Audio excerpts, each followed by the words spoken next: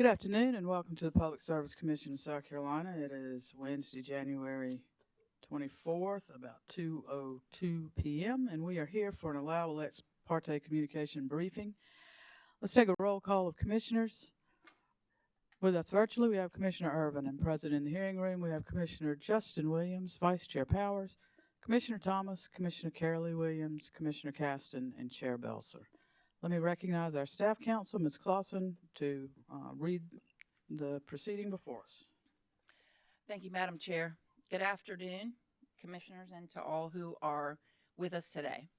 Today is January 24th, 2024, and we are here in the Commission's hearing room pursuant to a notice of request for allowable ex parte communication briefing in ND-2024-3-EG from Carolina for Affordable and Reliability Electricity regarding the South Carolina Electric and Natural Gas Reliability Study. This matter has been noticed on the Commission's website as required by South Carolina Code Annotated Section 58-3-260C6. The subject matter notice to be discussed today relates to Carolina for Affordable and Reliable Electricity briefing on the South Carolina Electric and Natural Gas Reliability Study. I would remind everyone that this is a briefing and not a hearing. The briefing must be conducted in compliance with the provisions of South Carolina Code Section 58-3-260C. And the requirements of that statute are, in part, that the allowable ex parte briefing be confined to the subject matter which has been noticed. Therefore, I would ask the presenters, commissioners, and staff to please refrain from discussing any matters not related to the specific topic. The statute prohibits any presenter, commissioner, or commission staff from requesting or giving any commitment, predetermination, or prediction regarding any action by any commissioner as to an ultimate issue which either is or is likely to come before the commission. I would ask the presenters, staff, and commissioners to refrain from referencing any report, article, statute, or document of any kind that are not included in today's presentation. A copy of any document which is referenced during the briefing must be provided to the Office of Regulatory Staff for inclusion into the record, which will be certified to the Clerk of the Commission, Ms. Jocelyn Boyd. If anyone during the course of this briefing exceeds the scope or does not comply with or fails to conduct themselves within the provisions of South Carolina Code Section 58-3-260 governing allowable ex parte briefings, it is expected that a contemporaneous objection will be made. And everyone in attendance today must either sign in or register. Everyone in the hearing room must also read, sign, and return the form which you were provided at the door, and it includes instructions and deadlines for its return.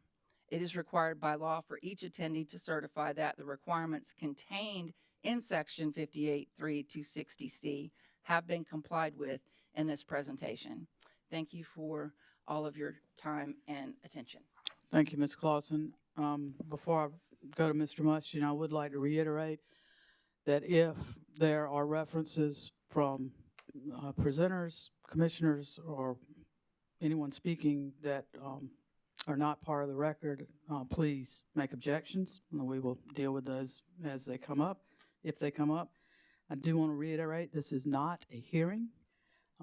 Questions are for clarification only, not cross-examination of the presenters.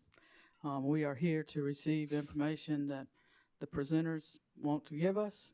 Other parties will have the transcript and video that if they want to come in and say something different, they're allowed to do so. So this is not a hearing. We appreciate the information that you're going to share with us. Mr. Mustian, do you have anything that you want to add? Madam Chair, I think the only thing I would add, just to be clear, is it may be that in asking a clarification question, that response may require a reference to confidential information. If that is referenced, then of course that would have to become part of the transcript and the filing in this proceeding. So to the extent there is confidential information, would just ask the presenter and the commissioners to be mindful of that. And if there's information that they decline to provide, thank you that for would that, be the reason. Mr. Mustian. And I would ask the presenters, and Mr. Elliott, you can help with this too, that should require discussion of confidential information, please just let us know before trying to give that information, because we'll deal with that. We may be a little bit out of order, but let me take appearances from council present. Mr. Elliott? I need you to speak into the microphone so that Commissioner Irvin can hear you. Thank you. Thank you. Madam Chair, I'm Scott Elliott. I'm here representing CARE in the matter. Thank you, Mr. Elliott. And Mr. Muschin, I've already referenced, but you are our neutral from ORS, is that correct? Yes, ma'am. The Executive Director's designee? Correct. Thank you. Is there anything further before we get started? If not, Mr. Elliott, we'll recognize you. If I may, Madam Chair.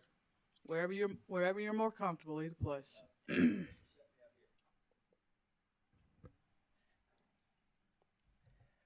Madam Chair, I appreciate the Commission's willingness to meet here this afternoon on a rainy Wednesday afternoon to hear our presentation.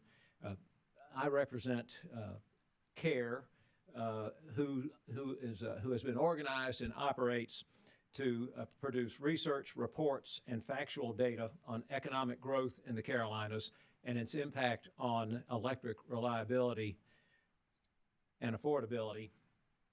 I might mention at the outset that there are two members of the CARE team who could not be here this afternoon. First and most notable is Sarah Beth Moody. She was going to be a presenter. She was diagnosed last evening with COVID and has excused herself from this proceeding. Also not present today is one of the team members, Randy Eminger.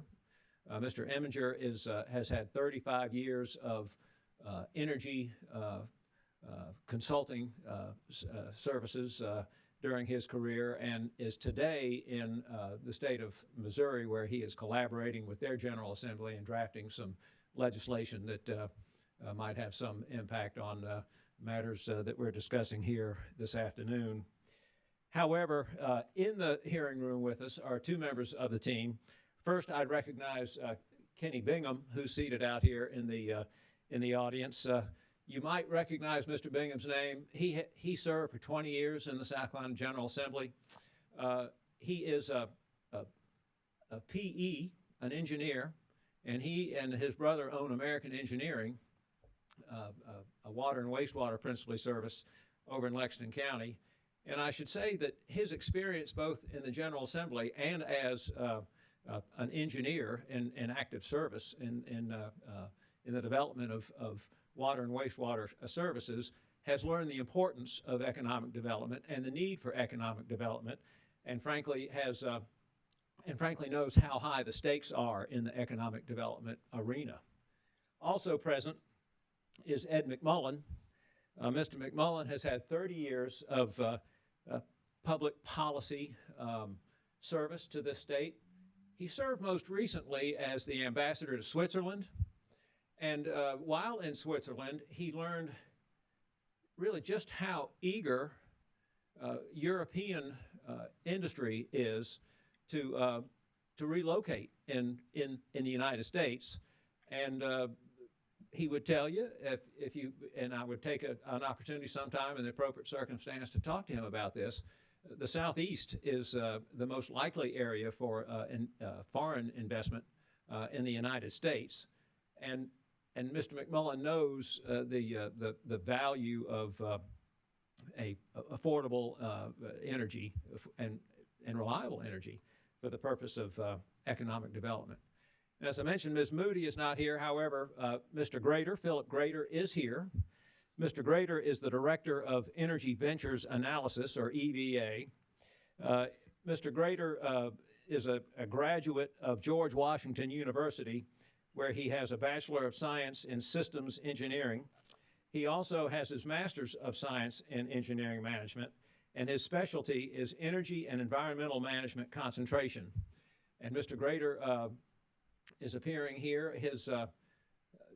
Two of his colleagues have appeared before this commission in the past, and I think you will find, as I have, that they're very knowledgeable and very well educated on their subject matters, and will be a pleasure to hear from. So I would ask now Mr. Grader to proceed, Madam Chair. Thank you, Mr. Elliott. Appreciate that introduction. Mr. Grader, welcome to the Public Service Commission of South Carolina. We look forward to hearing from you. So you may proceed at your leisure. Thank you, Madam Chair, and thank you for having me today. And I always appreciate rainy weather. I feel like that makes for good educational weather, and you don't feel like you're missing out on more fun activities outside. So I hope today will be educational and informational. And again, I'm here as a resource that hopefully you plan on utilizing today and asking any questions, follow-up questions to today's presentation, or really anything regarding the energy markets and environment that we find ourselves in, since that's what I and my firm specialize in. Again, my name is Philip Grader. I'm a director of energy and environmental markets at Energy Ventures Analysis. We are a small consulting firm located just outside Washington, D.C.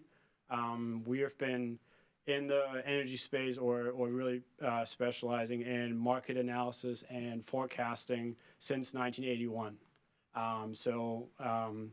The partners at EVA and my fellow coworkers have a lot of experience, and I think the list of public utility commissions that we did not appear in front of will be shorter than the ones that we have appeared in front of. So Scott mentioned a few of my coworkers that you've had the privilege of meeting before. Now, before I get started, the entire presentation is really based on a electric and natural gas reliability study that we prepared for CARE and completed in October of last year. I believe it is part of the record. So a lot of the charts and information that I present today is in that 35-page report. It does have a one-page executive summary, so if you just want to get the high points of that report, that is included there. My father always said, before you start with or breaking bad news, you should always start with good news. So I wanted to start today's presentation with just saying that 2023 was a stellar year for economic development in South Carolina. A lot of companies either increased their investment in the state of South Carolina or decided to locate some of their investment to the state of South Carolina. Again, some of the statistics from the Department of Commerce are here on the slide, but again, stellar record year in 2023. However, as I mentioned, the not so good news is not everyone decided of South Carolina to relocate to South Carolina, and one of the examples here is a Hyundai electric vehicle plant that decided to locate to Georgia instead of South Carolina, and one of the reasons that were mentioned was the increased reliability of electric service in Georgia.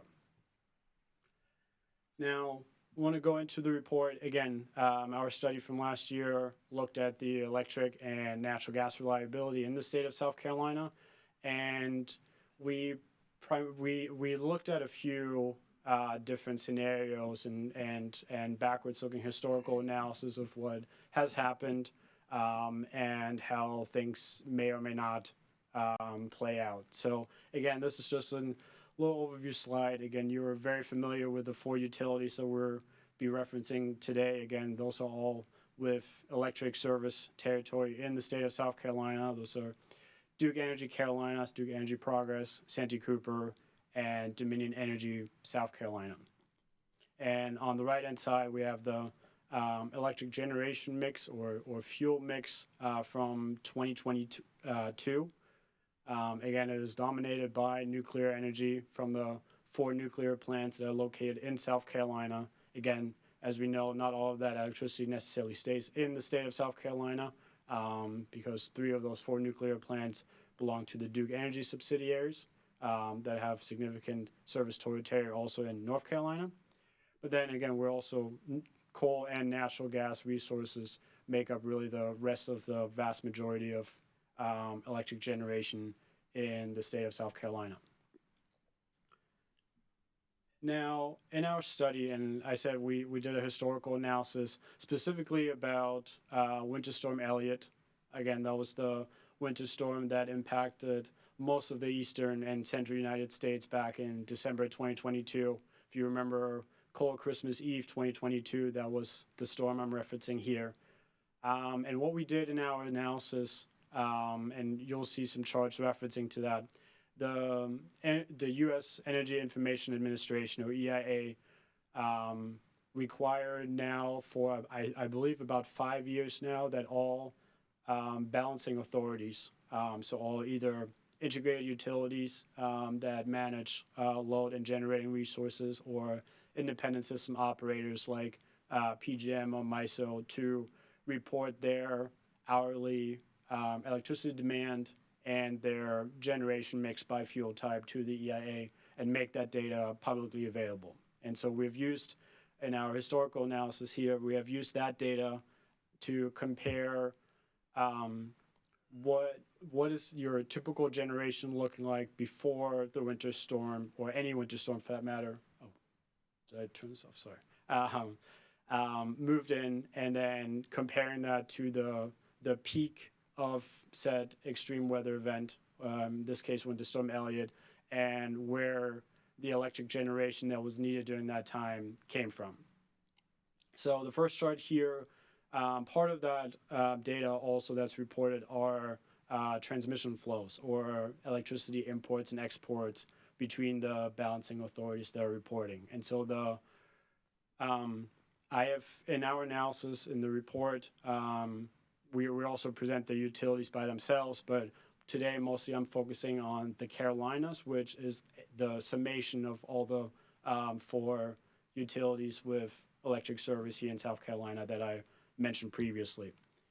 And so based on the data that we've analyzed, here we're looking at the electricity imports into what I call the Carolinas region. And as you can see, I highlighted, or I shaded in here in gray, during the peak of Winter Storm Elliott, the Carolina utilities imported more than 4,000 megawatts of electricity from neighboring regions, predominantly from PJM north of North Carolina. But again, other surrounding areas, neighboring TVA in Tennessee, all regions across the eastern United States faced significant generation shortages during that time. So electricity was extremely difficult to come by. And so even though the Carolina utilities imported the 4,000 megawatts during that time and increased in-state or in-region electric generation from the resources that were available, the utilities all fell short of meeting electric load through the entirety of the storm.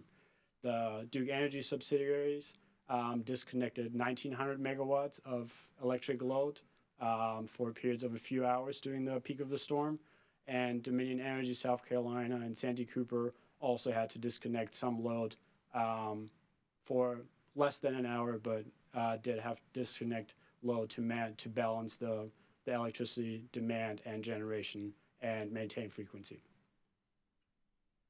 And just to put this in reference here, the average hourly electricity demand for all of South Carolina residential customers is less than 4,000 megawatts. So just to put into perspective how much of electricity was imported and needed during that time in the Carolinas region. Now, the Federal Energy Regulatory Commission and NERC put out a joint report on what happened during Winter Storm Elliott across the United States, and why there was a significant shortfall of electricity across various utilities during that time. And on the chart on the right, it shows the number of generator outages by fuel type to highlight that the vast majority and almost half of all outages happen in natural gas generators. And I'll go through a little bit more into detail as to why that happened in just a little bit. You also see some outages on the coal side, a significant amount on wind and even solar. Again, most of these issues were related to freezing issues or mechanical issues during these sub-zero temperatures. However, on the natural gas side, almost half of that of those outages were related to fuel supply issues, meaning they may have been operational if they had the natural gas available, but they did not, and therefore had to come offline. Mr. Grader, may I ask a Yes, question of about course. that prior slide? Does this include generators that were offline for maintenance as well, or are these ones that should have been working but weren't because of the storm and issues related to the storm? That's a very good question. This only relates to what we call unplanned outages or forced outages, yes. Thank you. Again, most generators try to put their maintenance into what we call shoulder months, so either in the spring or fall, so because they know that they are needed during those winter or summer months when electricity demand is the highest. But yes, this chart only references forced outages. Thank you.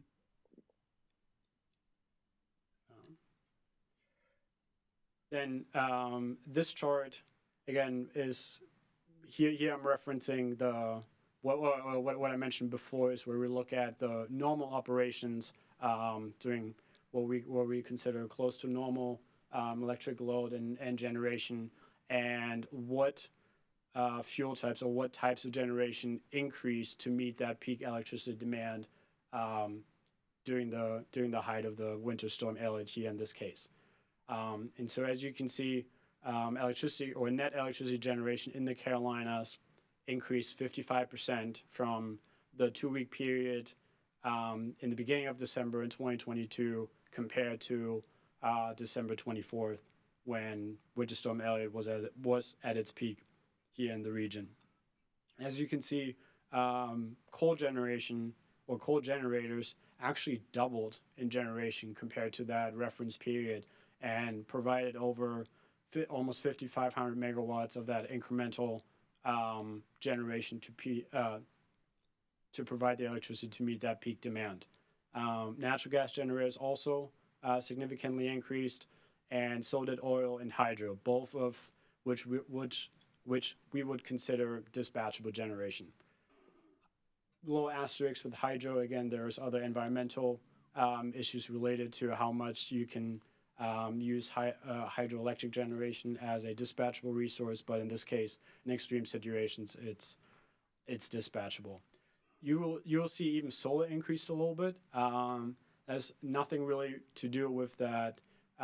It is a dispatchable resource. Simply, usually when we have these high pressure, extreme cold weather patterns, they're also often correlated with clear skies. And so we had a little bit of increase in solar generation here as well. But again, vast majority came from coal and natural gas, which we consider dispatchable generation. Madam Chair. Commissioner Caston? Mr. Gradle, to make sure I understand those percentages, that 15% of the South Carolina capacity, coal provided 26%. If everything's working, the total coal generation capacity in the state of South Carolina, you say, is around 15%, correct? Correct. And during that storm, Winter Elliott, that 15% provided 26% of the generation capacity because of the failure of other systems. Is that right? Is that correct? Yes. I wouldn't say failure of other systems, but more maybe because they're not available or could not increase in generation. So, for example, the reason why you see very little or no increase in nuclear generation is because when they're operating, we are already operating them at their maximum electricity output. Versus, again, coal and natural gas, like we said, is dispatchable, so we can adapt their electricity generation levels to whatever is needed at the time. Yeah. Thank you very much. Of course. And actually, I actually added the slide yesterday And this actually references to the weather that we experienced here in South Carolina on Sunday. If you recall, a few days ago, it was extremely cold. And the electricity demand on Sunday was actually the second highest electricity demand in the Carolinas region, only after December 24th, 2022 of Winter Storm Elliott. So again, second highest electricity demand to just Winter Storm Elliott. That was last Sunday. And like I said, I received the data from the EIA yesterday about the hourly operations in the Carolinas on Sunday. And again, as you can see, the chart looks very, very similar to the one that I just showed you about Winter Storm Elliott. Again, coal generation almost doubled from the first 2 weeks in January compared to Sunday, and provided the bulk of the incremental generation that was needed to meet that second highest electricity demand last Sunday. Natural gas did not quite increase as much as we saw during Elliott. Part of that had to do that natural gas ran more during the first 2 weeks in January, but it's not necessarily because it was constrained. But again, coal generation was available when it was needed and was able to meet that electricity demand. One thing, and that will become important in just a few slides, that I do want to point out here that I haven't read, solar generation, when we look at the hourly generation profile of solar, it reached a maximum electricity output of 4,400 megawatts at 1 p.m. on Sunday. And that was enough to meet about 13% of the load, quite significant. However, peak electricity demand, like I said, again, the second highest after Winter Storm Elliott, happened at 8 a.m. And at 8 a.m., solar generation was 83 megawatts, or less than 0.2% of the electric load at that time. So again, solar generation is great during the summer when it's the hottest during the day, when the sun's shining and we're cranking our air conditioning. But during the winter, when we need heat, that usually happens in the hours just before, just after sunrise, when solar generation is virtually non-existent.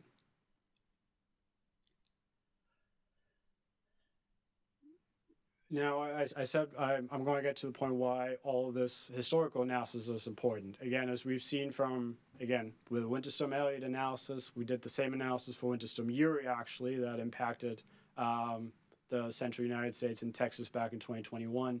And again, just the data from last Sunday, coal generation was one of the major dispatchable generating resources that was called upon and was available to meet that heightened electricity demand. Yet, when combining all the resource plans for the 4 electric utilities serving South Carolina customers, the plan is to close 85% of that currently available coal capacity by 2035. Actually, the only coal plant that currently does not have a retirement schedule is the Cross coal plant here in South Carolina. That's the only one that's currently planned to operate past 2035. Everything else is either planned to close completely or to switch to 100% natural gas without the ability to burn coal in the future. Now, as for the replacement plan, and without overwhelming you with the colors, but the yellow part, as you can see, that's really dominating the chart is solar, or our new solar resources. Again, actually, by 2035, the 4 Carolina utilities plan to add almost 20 gigawatts or 20,000 megawatts of solar and wind resources to the Carolinas electricity grid, and couple that with about 15 and a half or 16 gigawatts of what we would consider firm or dispatchable generation. So that's mostly natural gas, also some battery energy storage facilities here, and actually some small modular reactors out in 2035. But again, the vast majority of the capacity that's being added is solar, with natural gas as a backup. Also, just to put the 15 gigawatts of dispatchable generation or capacity in perspective, again, most of which is natural gas, currently there's less than 20 gigawatts of natural gas capacity operational in all of the Carolinas. So this is almost a doubling of natural gas capacity by 2035, and replacing that with coal.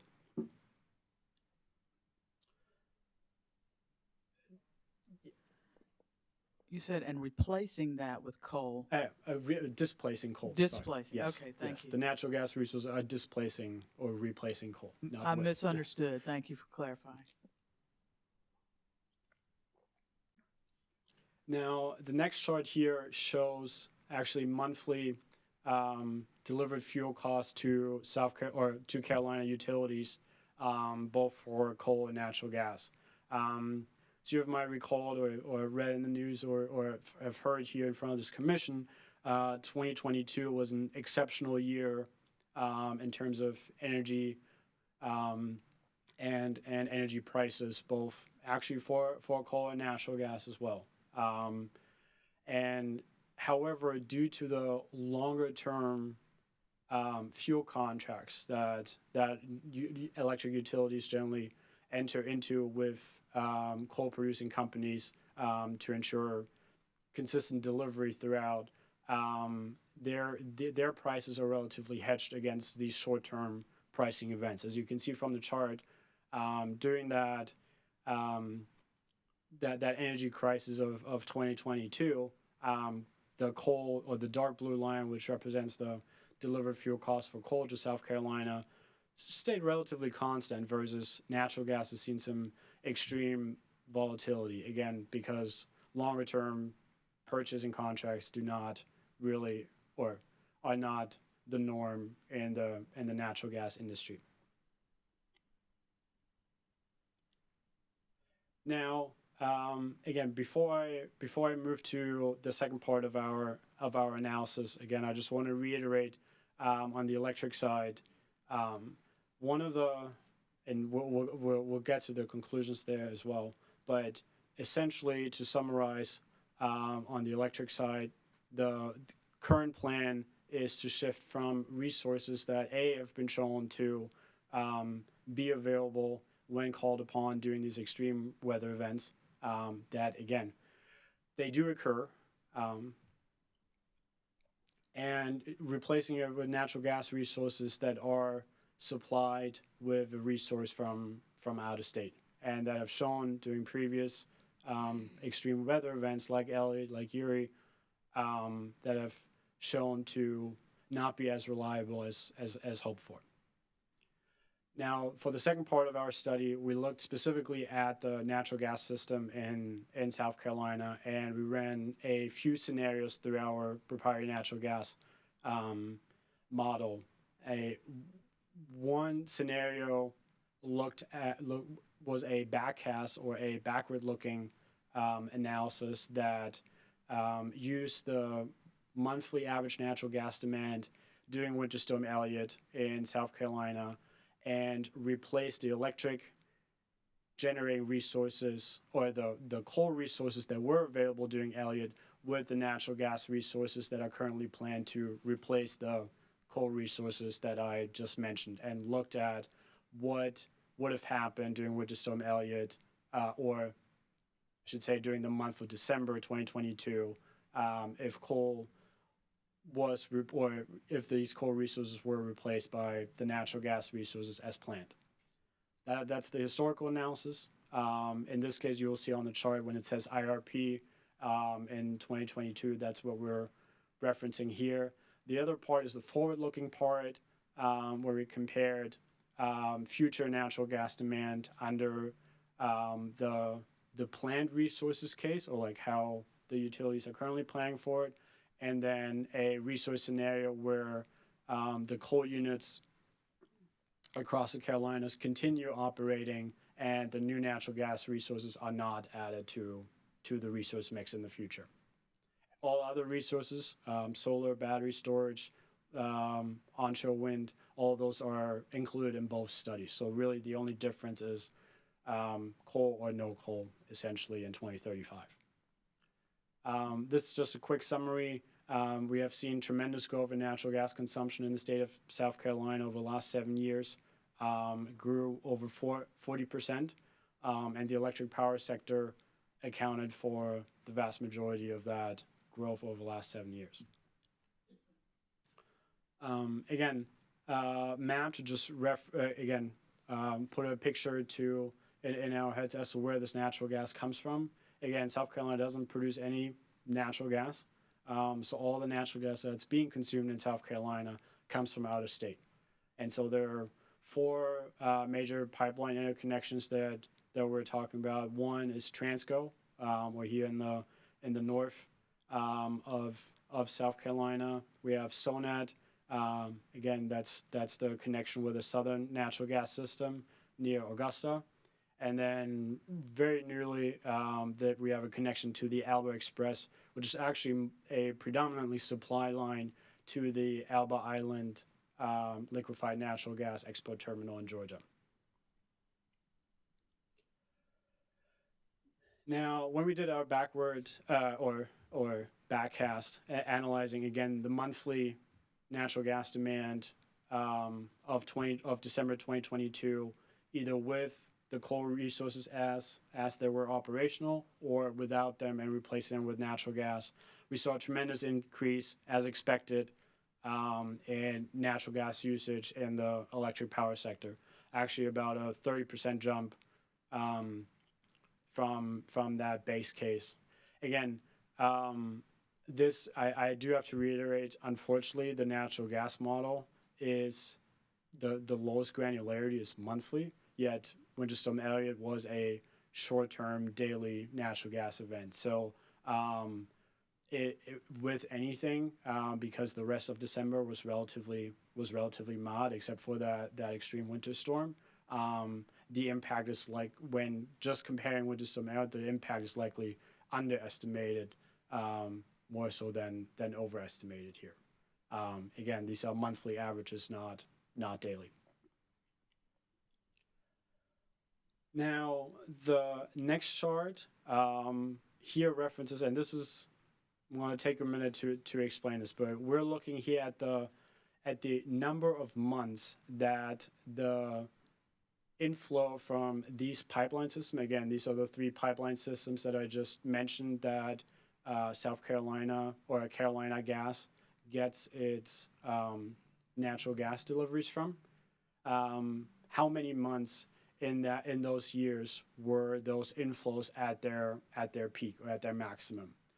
And as you can see, since 2015, the Transco system, which is the bulk of where the vast majority of natural gas deliveries to South Carolina comes from, has steadily increased in number of months when that delivery point was at its maximum capacity.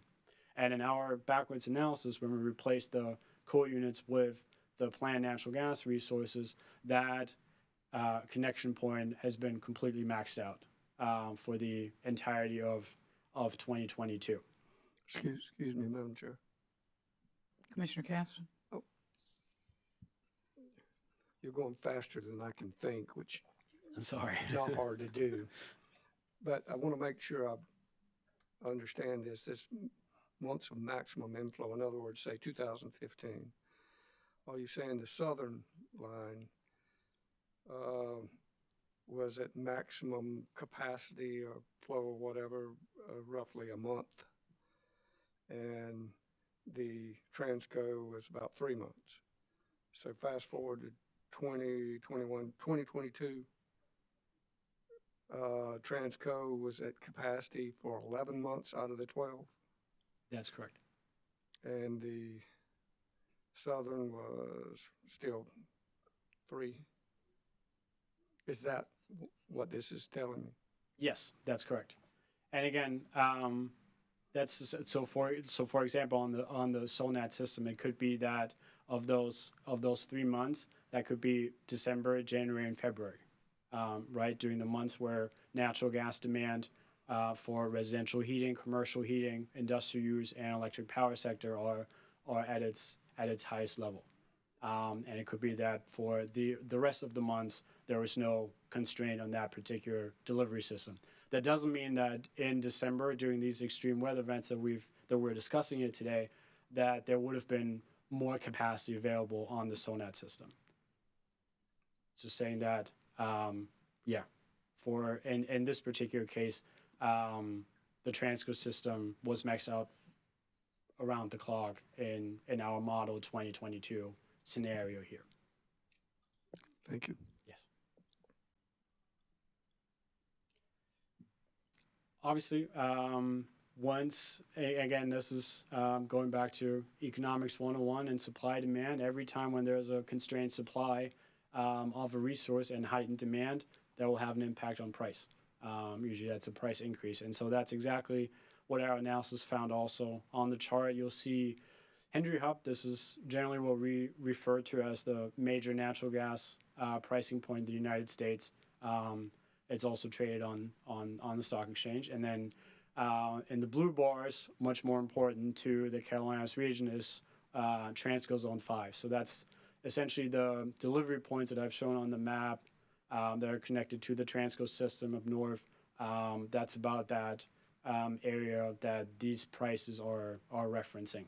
And as you can see, December 2022 was already an extremely high-priced month for natural gas deliveries. And again, in that hypothetical scenario where we replaced all the Carolina coal units with the natural gas resources as planned, that price saw an even higher increase to over $8 per million BTU. Again, this is a monthly average. I cannot stress this enough. Again, Winter Storm Elliott was a daily event, and so the prices during Winter Storm Elliott topped over $50, even with the coal units operational, and would have been significantly higher if they were not operational and were, in fact, replaced by the plant natural gas resources. Now, looking forward, and at first you could say, okay, this is actually not bad news, right? Here we're looking at the annual natural gas flows on the South Carolina natural gas system and comparing the two cases that I described earlier. In the blue line, the IRP case or the planned resources as they currently stand, and in the gray line, the coal scenarios where all the coal resources continue through 2035 and the planned natural gas resources are not coming online. As you can see, after the first retirement of the planned resource of one of the coal units at the end of 2028, that's when the two lines slowly start to diverge and really separate in 2031 when one of the new natural gas resources or combined cycle plants is planned to come online. Overall, you see the level is lower than maybe we'll see that we're forecasting here in 26 or 27, and that's predominantly due because of that heightened investment in solar resources that are replacing natural gas consumption in the electric power sector. However, again, this is an annual chart, right? These are total annual volumes. This does not mean that the system is not stressed during these extreme events. Quite the opposite. This is to say that solar generation during summer months, when solar generation again is at its peak, is displacing a lot of natural gas generation, yet that higher level of natural gas consumption will then occur during these winter months when solar generation is not available during these peak electricity demand periods, like, for example, last Sunday. So, in summary, and last two slides are really hitting on a lot of the same points, but again, we've looked at historical extreme weather events. Again, the electric power system works great 99%, or there's no reliability concern 99% of the time of the year, right? Again, there's we can meet summer demand, most of the winter demand. It's those 4 or 5 days throughout a year, and they've become more extreme, or more recurring. Again, Winter Storm Uri in 21, Winter Storm Elliott in 22. Last Sunday, or the entire 1.5 weeks before that the central U.S. and eastern U.S. have experienced. These extreme weather events are becoming more frequent and more concerning. And it is no longer that we're concerned with meeting electricity demand during the summer. It's during these winter months when it becomes much more challenging to ensure the reliability service. As I said, because a lot of shift that we've seen more recently is that shift to solar resources that are unfortunately unavailable when electricity demand peaks in the winter. And so then the focus becomes, okay, if solar is not available, what other resources are available? And this is where I stress the point about dispatchable resources before. And again, this has been coal historically because that's the resources that is online, that's available, that's been there for the last 50 years. It could be other resources, but they have to be dispatchable, meaning they have to be able to be called upon on short notice to provide that electricity. And they have to be able to generate. And one of the advantages that coal has over some other resources is that on-site energy storage, I would even call it. Most coal plants across the country store about more than 2 weeks. Right now, we're actually close to 50 days across the entire coal fleet in the U.S. of coal on site, and that they can operate. If there's a supply disruption along the coal supply chain, these coal plants can operate for 40 days, 50 days without having to turn off because the fuel is no longer available. So anytime a coal plant has or failed to operate during these extreme winter storms was because that issue was what I would consider inside the fence. So anything that happened at the plant, there might have been a pipe burst or something froze or some equipment didn't work. But all of this is in control of the plant operator or plant owner. Things that they could prepare for. Winterize, right? We've talked about winterization plenty of times. That is something that can be done at the plant.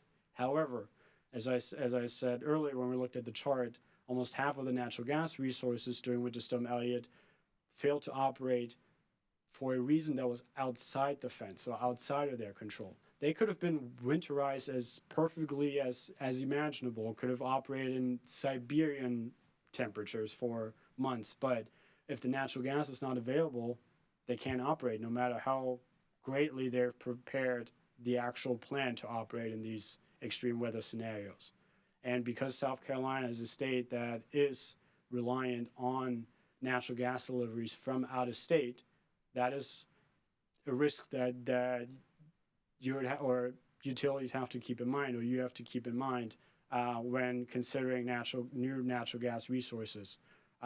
Again, during Winter Storm Elliott, natural gas production in the Appalachian region, that's Ohio, West Virginia, Pennsylvania, dropped by over 30%. And that was the key reason in the fuel supply issues that forced natural gas plants in South Carolina, North Carolina, in Tennessee, across PJM offline because of that fuel delivery issue.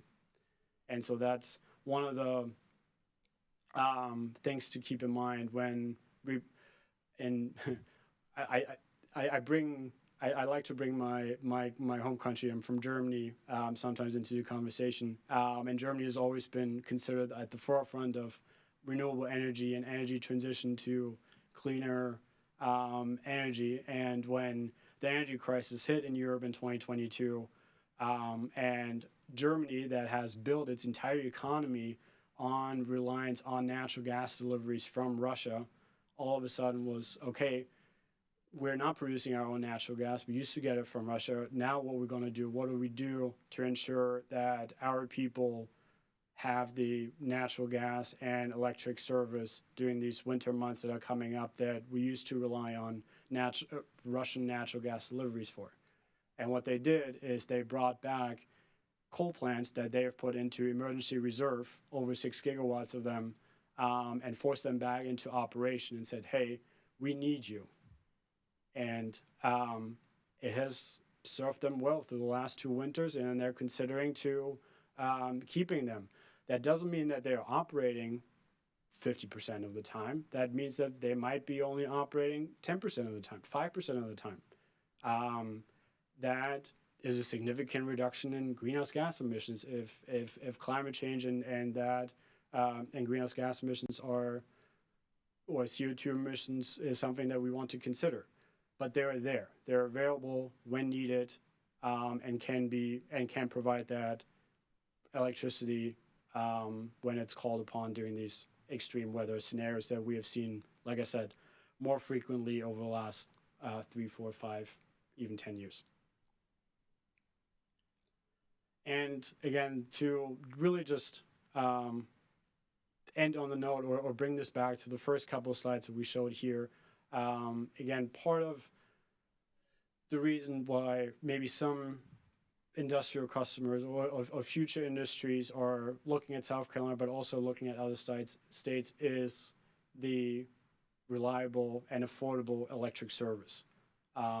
And seeing that all 4 utilities that do serve South Carolina had issues during Winter Storm Elliott is something to consider. And so if attracting more industry to the state of South Carolina and not missing out to a state like Georgia, making sure that the electric service in the state is or continues to be affordable and reliable when it is needed.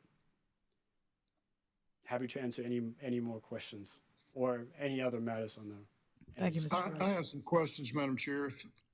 Commissioner Urban, you recognized? Thank you.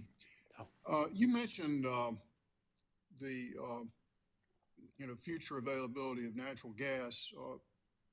Aren't you overlooking the fact that the Mountain Valley Pipeline is being extended into the Carolinas and will be an additional source of natural gas for South Carolina utilities going forward? We're not overlooking it. It was actually included in the forecast. I apologize. I did not mention that. I think it's on one of the sites. It's definitely in the report. The Mountain Valley Pipeline is included in the forecast. And that's why you do see an increase in 2027 in that annual natural gas flows that we've shown for the Carolinas, because more natural gas becomes available through that pipeline. However, the Mountain Valley Pipeline does not connect or does not end in South Carolina. It ends in northern North Carolina and connects to the Transco system. So the pipeline constraints that I've talked about, how natural gas gets to the state of South Carolina, is still constrained. So the Carolina gas system, like I said, that's connected at Transco, at SONAD, and at the Alabama Express supply line, that's the vast majority of how natural gas reaches the lowlands or major parts of South Carolina. And Mountain Valley is not going to increase that supply or that connection site. Excuse me for interrupting you, but my understanding is that there is going to be a connection linking Mountain Valley Pipeline extension into North Carolina to Transco, so that source would increase. Isn't that correct? North Carolina.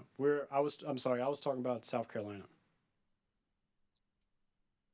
So the Carolina gas system is not connected to Mountain Valley, and therefore would not see an increase in. It's not directly connected, but it will be linked to the North Carolina connection. Is what I understand has been represented to us in other proceedings and dockets. Let me move on to another point, if I can. It sounds to me like you're advocating keeping the coal-fired plants operational.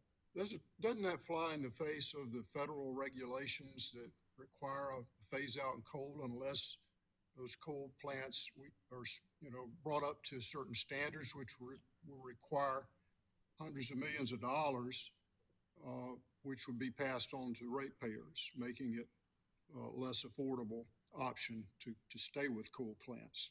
Did you take that into consideration? Madam Chair, Mr. Mustian? my concern, and I understand the question, my concern is that this may get outside the scope somewhat of the study that they have done, the reliability study. And if we're getting into federal regulations, I'm at least concerned that that may exceed the scope. So I'm not necessarily objecting, but would just ask that we stay within those bounds. Mr.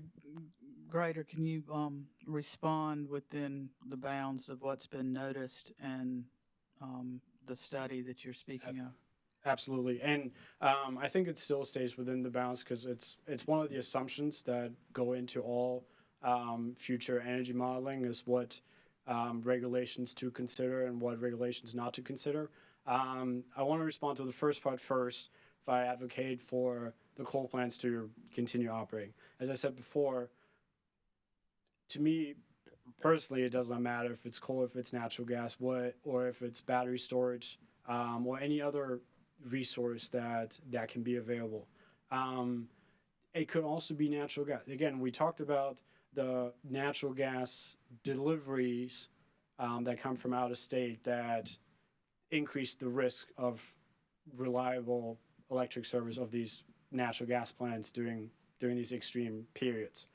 One way to solve that issue is to store natural gas on site.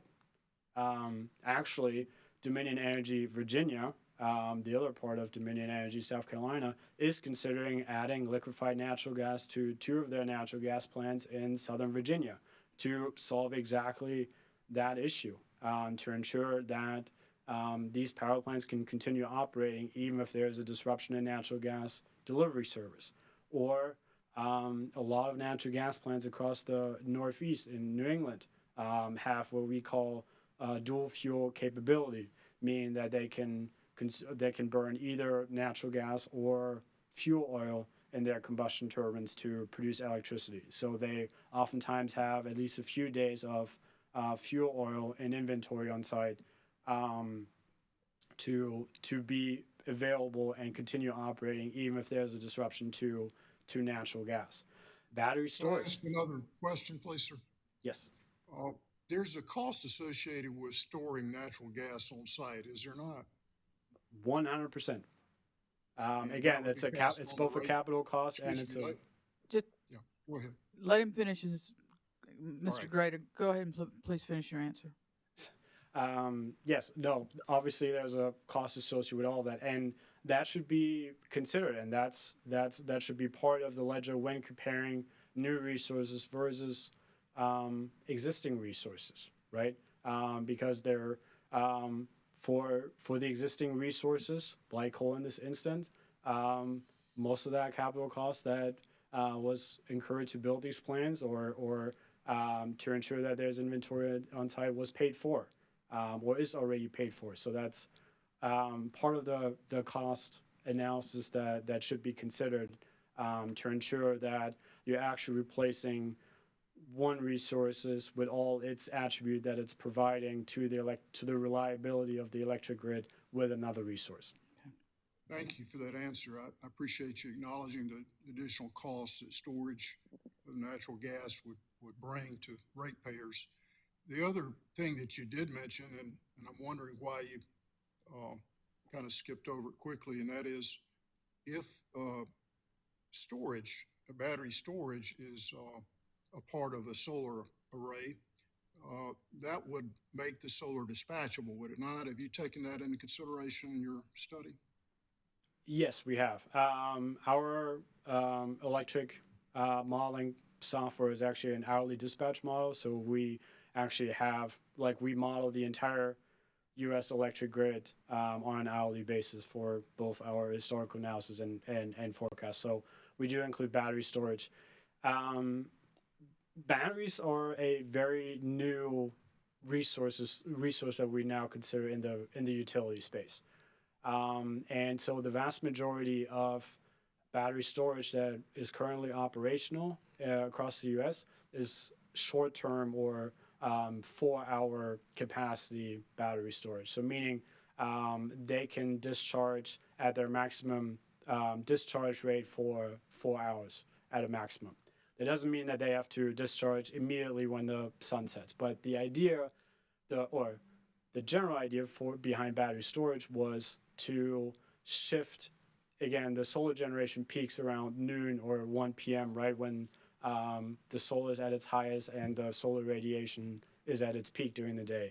Yet our peak electricity demand during the summer, when it's the hottest, it's usually in the early to mid-afternoon, so like 3 or 4, 5 p.m. So that's exactly your 4-hour window that battery storage is trying to bridge, is to shift that solar generation into the afternoon or evening hours when that demand is at its highest.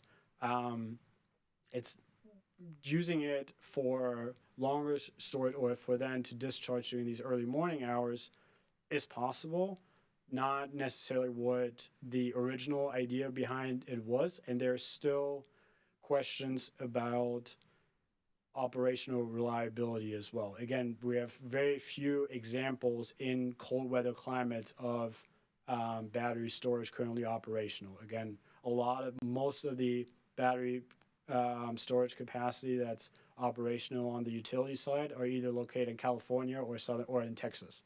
Both states that are not necessarily known for its extreme cold temperatures. We've heard anecdotally from electric vehicle batteries that now during these extreme cold temperatures in the central U.S., Tesla owners had a hard time charging their vehicles in these extreme cold temperatures.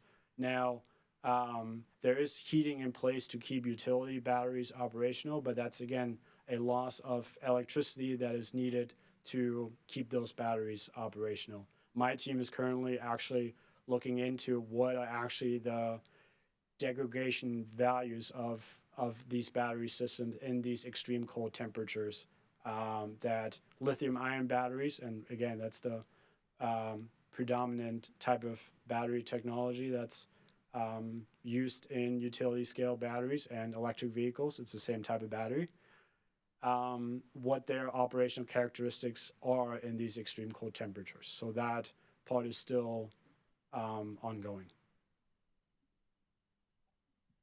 Were you aware that South Carolina has a pump storage facility up in the Duke Energy Carolinas area that's being expanded? Wouldn't you consider that a dispatchable resource that it can be a part of our generating? 100%. It's actually, when we talk about energy storage, pumped storage is actually by far the largest type of energy storage that we have currently operational across the country. There's a lot of pumped storage facilities across the Appalachian Mountain regions, across the Rockies. However, it is geographically limited, right?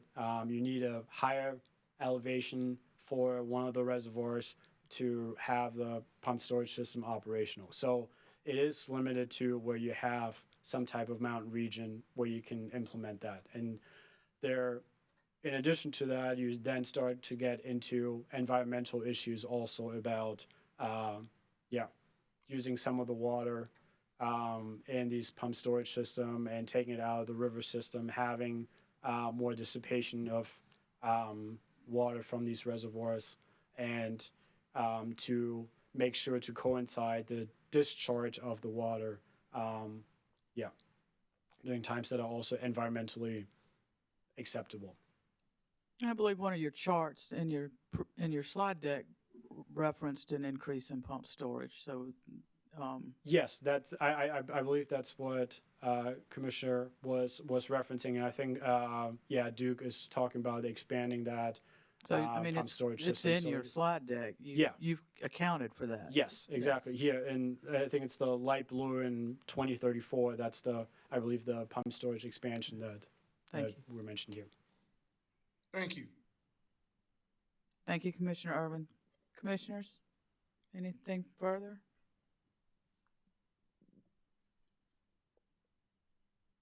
There appear to be no further questions. Mr. Elliott, do you have anything further?